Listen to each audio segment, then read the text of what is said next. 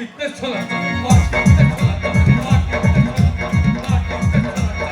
কি হলো কি হলো খোকার পেটে খুকি হলো না খুকির পেটে ছক্কা হলো বলে বলো চম্পা চামেলি ঢামনা রাখো বলে ঢোল বাজালো ঢোল বাজা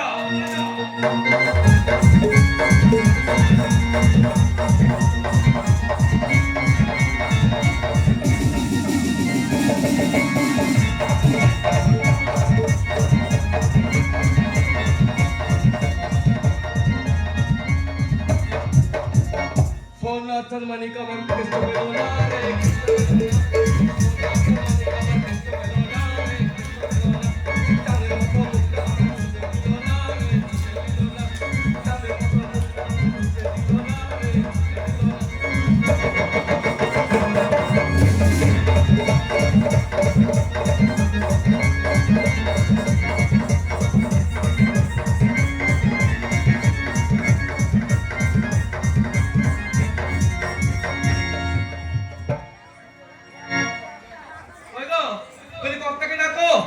নগদ 10,000 টাকা এর সুন্দর শাড়ি আর 5,000 টাকা আমার চাই নইলে ছেলে আমি ফেরত দেবো নি আমি এখানে আসতে বারণ করব কেন রে দাদা বলি কেন তোর মুখটা আমার দেখতে ইচ্ছা করে না তাই একেবারে বাচ্চা শয়তান যেখানে যাবে সেখানে বাতাসের সাথে সাথে বিষ ঢুকে যাবে একেবারে হক কথা বলেছিস রে দাদা একেবারে হক কথা বলেছিস ছাড় পকারে দাদা ছাড় পকা ও বড় লোকের বাড়িতেই যা আর গরিবের বাড়িতেই যা বাচ্চা সে পারবে তাই তো বলছি রে দাদা বেশি বাড়াবাড়ি করিস না না হলে তোকে না ওই পচাতে ভাই ডুবিয়ে বাচ্চা না ছেড়ে দেবো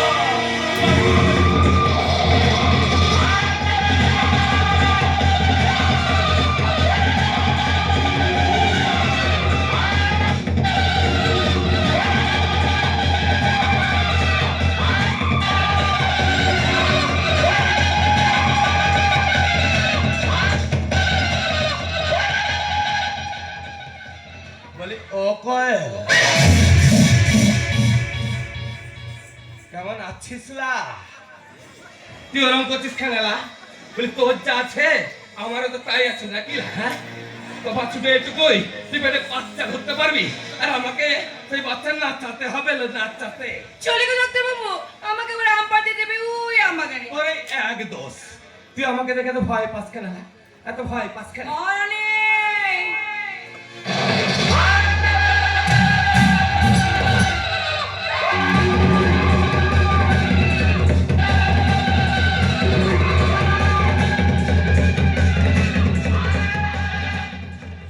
এত সুন্দর রসে ভরে গতরটা করেছিস এই গায়ে পড়ে পড়ে কেন নষ্ট করছিস না কতবার বললাম চ আমার সঙ্গে শহরে চ তোকে দুটো বাবু ধরিয়ে দিচ্ছে তোর দুটো রোজগার হবে আর আমার দুটো দালালি হবে এই মহারানী যে নোংরা কথাটা একবার বলেছিস দ্বিতীয়বার যদি বলিস না লাঠি মেরে তোর মুখটা আমি ভেঙে দেবো একদম ও চম্পা চামেলি ঢামনা রাখো ওরা ঢোল বাজালো ঢোল বাজা আমি গোখরসা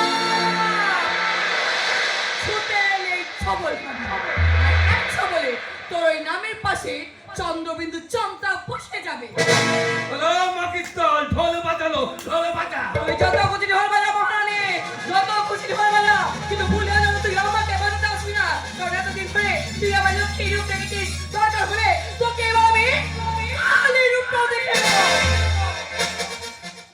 বলি ফুল তুলি না জল তুলি কাজের বেলায় সব বলি চলি গেল ডাক্তার বাবু বলি ও কোয়েল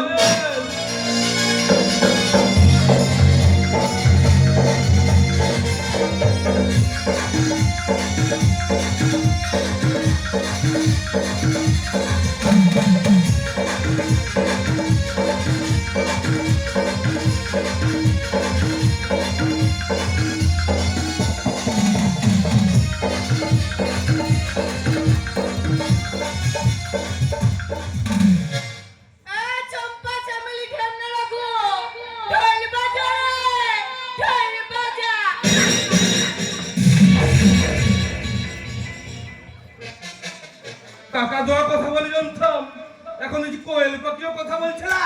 আমি যাই। দেখি রে দাদা, যে কথাটা বলতে এসেছিলাম সেটাই তখন বলা হয়নি। তোর মেয়ে রে দাদা, তোর মেয়ে শহরে লেখাপড়া পাশ চুকিয়ে গায়ে ফিরছে রে। ভাই আমার শুনলাম আমার কতটা শহরে লেখাপড়া গ্রামে ফিরে আসছে। ওরে ভাই ওই কথা শুনে আনন্দে আমার বুকটা ভরে যাচ্ছে ভাই। ভাই। আনন্দে আমার বুকটা ভরে যাচ্ছে। তাই তো বলছি রে দাদা, বেশি বাড়াবাড়ি করিস না, না হলে তোর মেয়েকে আমি তোর পায়ে ছুঁয়ে অনুরোধ করে বলছি ভাই, আমার মেয়ের করে আমার মেয়ে বন্ধ করলো। দেখছিস না কবুল দিচ্ছে চলছে।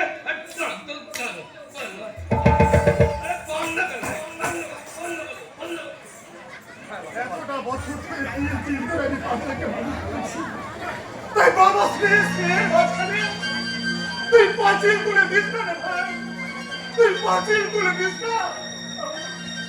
তাহলে আমার এই বুকটা যে একেবারে খালি হয়ে যাবে রে ভাই। আর সেই খালি জায়গাতে আশ্রয় নেবে এক বুক সুস্থতা, এক বুক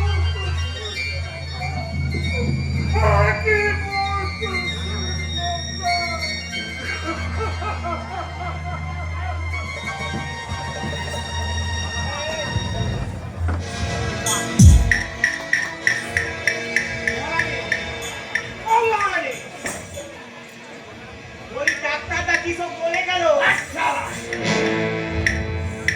আমি তো কিছুই বুঝলাম না। তোর উপর ঠিক ঠিক না, আমাকে তুমি মেয়ে ভেবেছিস না গেলা, আমাকে তুমি মেয়ে ভেবেছিস। এই আমার ঘর মহারানী মহারানী এটা গেলা, তুই কাছে বুঝতে না, যা যা মিলছে। আমার উদ্দেশ্যটা কি? আমার উদ্দেশ্য তাহলে শোন, আমার উদ্দেশ্য হলো ধ্বংস।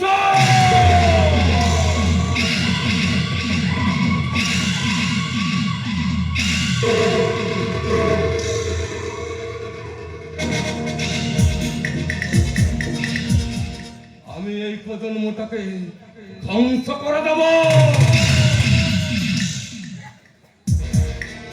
আমি এই রাজ্যের বাসিন্দা হয়ে সম্রাট মীরের মতো মৃত্যু মিছিলের সুরে বেহালা বাজাবো রে, বেহালা।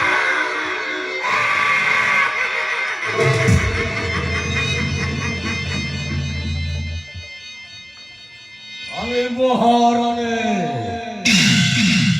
আমি জাত হারানে, আমি বিষাক্ত কাল লাগিনি।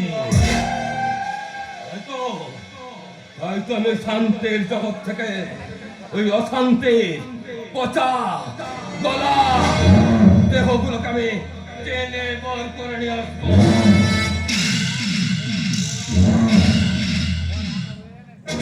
সারা বিশ্ব দুর্গন্ধে ভরে যাবে, দুর্গন্ধে।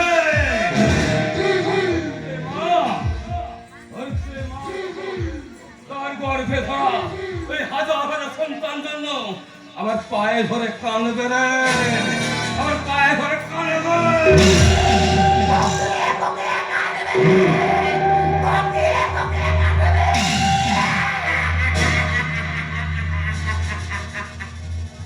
তারপর আমি ওই মানুষগুলোকে এ হাত থেকে ও হাত, এ হাত থেকে ও হাত, এ হাত থেকে ও হাত নাচাবো রে, নাচাবো।